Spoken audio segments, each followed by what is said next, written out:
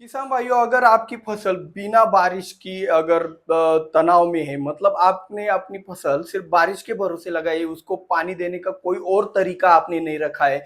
सिर्फ बारिश गिरा तो आपकी फसल अच्छी होगी, बारिश नहीं गिरे तो अभी के जो सिचुएशन है ऐसा हो रहा है। तो आज का यह वीडियो आपके लिए बहुत ही महत्वपूर्ण है, क्योंकि आज के इस वीडियो के अंदर जब आपके फसल के अंदर बारिश नहीं होती या फिर कम हो जाती है, तो फसल में आपके जड़ों का विकास है वो अच्छी तरीके से ना हो पाने के कारण बात क्या हो जाती है, जो पत्तियां है पत्तियां सिकुड़ने लग जाती है। और साथ ही साथ जो फल फूल लगने वाले होते हैं उनकी संख्या में कमी हो जाती है, फ्लावर ड्रॉपिंग भी होने की संभावना है अगर ज्यादा वाटर स्ट्रेस हुआ तो। साथ ही साथ पत्तियों के अंदर जो फोटोसिंथेसिस होता है वो भी कम हो जाता है।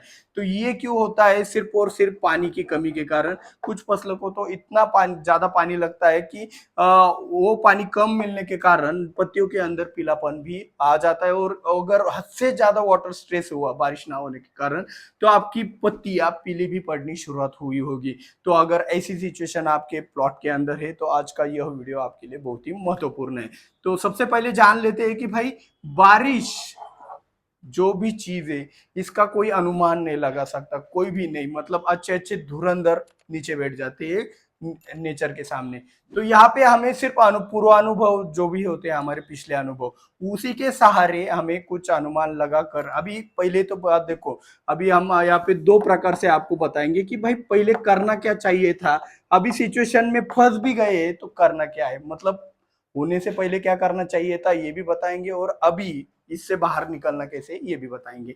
तो सबसे पहले करना क्या था, जैसे कि हमने अप्रैल के महीने में बताया था कि भाई मई महीने के अंदर अगर बारिश होती है, जो अचानक से होती है उसको बेमौसमी बारिश कहते हैं, तो वो अगर होती है तो इससे पहले का अनुभव यह है कि भाई जून जुलाई तो बारिश कम रहती है। लेकिन सितंबर अक्टूबर नवंबर दिसंबर तक ऐसे नुकसान करने वाली बारिश होती है, एकदम से आएगी निकल जाएगी ऐसा बारिश रहता है। तो अभी देखो इतना महीना तो हो गया है, लेकिन अभी नवंबर दिसंबर सितंबर अक्टूबर बाकी है। तो उसमें भी यही होने वाला है, आप देखना यही वाला चीज होता है। ये आज से पहले 3 बार रिपीट हो चुका है यही पैटर्न। मई महीने में बारिश हुआ, जून जुलाई कम बारिश, और ये होता है। तो आपको सबसे पहले क्या करना चाहिए था ये बता रहा हूं। तो सबसे पहले जब हमारा जो भी एक बुआई है वो लेट हुआ था, तब हमें एक अंदाजा आ गया था कि भाई बारिश इस साल गड़बड़ करने वाली है, मतलब कम पड़ने वाले। तो अब ऐसी सिचुएशन में आपको क्या करना है, आपकी जमीन किस भी प्रकार की हो, ऐसी सिचुएशन में आपको पानी पकड़ के रखने वाली चीजों का इस्तेमाल करना था। सबसे पहले जैसे कि सस्ते में, अभी कुछ लोग कहेंगे कि सर जी क्या सोयाबीन में हम मल्चिंग पेपर लगवा दें, तो बिल्कुल भी नहीं, वो तो चीज नहीं करना है। हमें ऐसी सिचुएशन में क्या करना है, अभी सोयाबीन का ही उदाहरण लिया उदाहरण के लिए, क्योंकि वो सबसे निचला वाला कम मेंटेनेंस वाला फसल है। तो ऐसी सिचुएशन में आपको सिर्फ एक ही चीज करना था, सिंगल सुपर फॉस्फेट इस्तेमाल करना था। ऐसे फसलों के अंदर वो तो सस्ता मिलता है, फसल का बजट के हिसाब से एकदम मैनेज हो जाता है। इससे फायदा क्या होता है, जो सिंगल सुपर फॉस्फेट है वो पानी की नमी बरकरार रखता है आपके जमीन के अंदर। जो नुकसान आपका 100% होने वाला है वो 80% तक लाने की कोशिश करता है। तो यहाँ पे हमारी बचत हो जाती है। तो ये एक सबसे पहला हो गया। दूसरा, हमने एक वुड ऐश भी बताया था। तो ऐसी सिचुएशन में अगर आपकी बहुत हल्की जमीन है तो आप राख का भी इस्तेमाल कर सकते हो। लकड़ी की राख हो गई, चूल्हे की राख हो गई, जिस भी प्रकार की आपके पास राख है उसका भी इस्तेमाल आप कर सकते थे। अभी सिचुएशन चला चुका है, चल जा चुका है, अभी फसल भी खड़ी। तो अभी क्या कर सकते? तो अभी बात ऐसा हो गया, अभी हमारे पास तिहरा संकट है। तो 3 गुना संकट कैसे? अभी हमने जो हर्बिसाइड डाले थे, अभी देखो हर एक फसल के अंदर, मक्का के अंदर हर्बिसाइड आता है, प्याज के अंदर आता है, सोयाबीन के अंदर आता है, तो हम हर्बिसाइड डाल ही देते। हर्बिसाइड के रिजल्ट कब आते हैं? जब पानी की नमी जमीन के अंदर पर्याप्त मात्रा में हो, तो ये हर्बिसाइड के रिजल्ट आते हैं। तो ऐसी सिचुएशन में अगर आपके जमीन के अंदर पानी की नमी बरकरार नहीं है, और अगर आपने हर बार की आदत की तरह हर्बिसाइड का इस्तेमाल किया होगा, तो आपके तो जो भी एक खरपतवार है वो तो खत्म नहीं हुए होंगे इस साल, उल्टा आपकी फसल और भी ज्यादा स्ट्रेस में चली गई होंगी। ये एक पहला पॉइंट हो गया।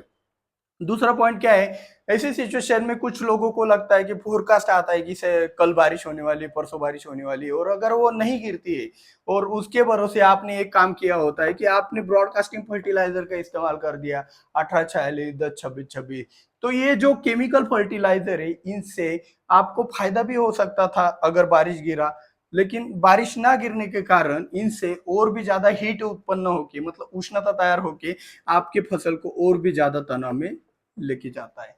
तो यहाँ पे मैं गलतियां बता रहा हूँ, हर्बिसाइड का इस्तेमाल थोड़ा रुक जाओ, फर्टिलाइजर का इस्तेमाल थोड़ा रुक जाओ। तीसरा गलती क्या है, अभी हम सिचुएशन को एनालाइज करना नहीं जानते हैं। हम क्या करते हैं, सिर्फ हमें ये हमारा शेड्यूल है, पैटर्न मौसम का कैसा भी हो, हमारा जो भी शेड्यूल रहता है, कौन सा भी फसल हो, उस फसल के अंदर हमारा जो भी शेड्यूल रहता है वो मौसम के हिसाब से नहीं रहता है। हाँ, मैं हर साल ये इस इतने दिनों पे टॉनिक डाल देता हूँ, डाल दिया।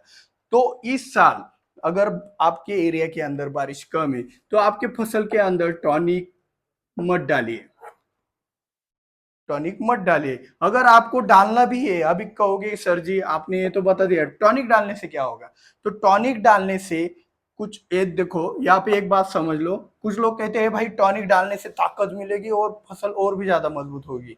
भाई वो टॉनिक से मजबूत तो होती है लेकिन उसके लिए पानी की भी जरूरत होती है।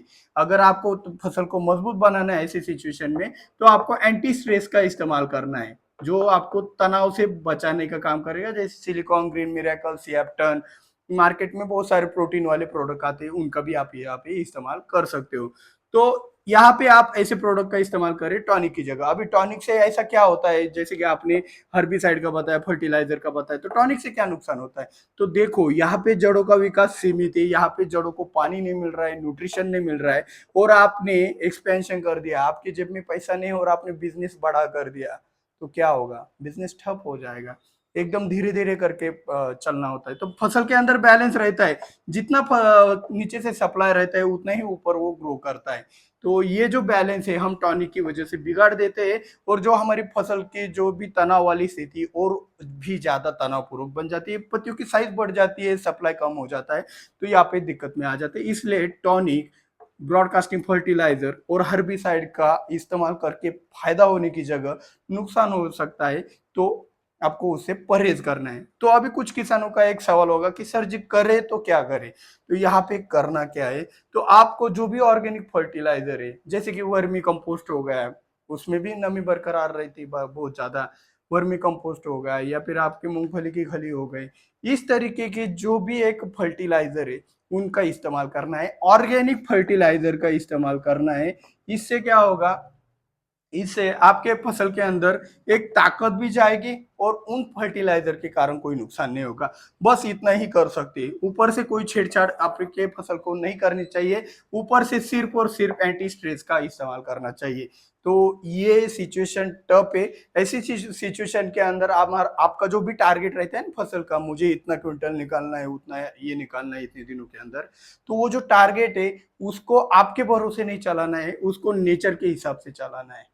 अगर कोई बारिश ऐसी सिचुएशन में अच्छी तरीके से हो जाती है, फिर लगाओ भाई आपका दम फर्टिलाइजर का, कोई टेंशन नहीं। लेकिन भाई बारिश नहीं है, सोच समझ कर, बारिश गिरने के बाद खाद डालो, कोई टेंशन नहीं।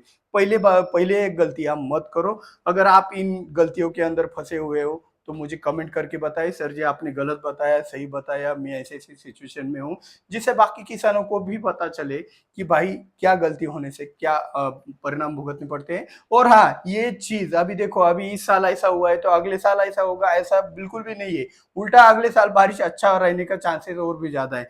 ठीक है ना। तो ये जो सिचुएशन आएगी ये 3-4 साल बाद आएगी। तो आपका दिमाग तेज कर लीजिएगा, वीडियो को लाइक कर लीजिएगा, शेयर करना भी है आपको, सब्सक्राइब कर लीजिएगा। सब्सक्राइब करोगे तो 3 साल बाद ये वीडियो आपके सामने भी आ जाएगा, जिससे क्या होगा, आप फिर से इस बार नुकसान से बचने के लिए तैयार रहोगे। इस वीडियो सामने आए ना आए, ये जानकारी दिमाग में रहना बहुत जरूरी है कि भाई मई के अंदर बारिश आया तो जून जुलाई में बारिश कम रहता है, तो जून जुलाई में बारिश कम रहता है तो हमें ऐसा जो भी एक वाटर होल्डिंग कैपेसिटी बढ़ाने वाली चीजों का इस्तेमाल करना है। तो जानकारी अच्छी लगी हो तो वीडियो को लाइक, चैनल को सब्सक्राइब जरूर कीजिएगा। मिलते हैं अगले वीडियो में। जय जवान जय किसान।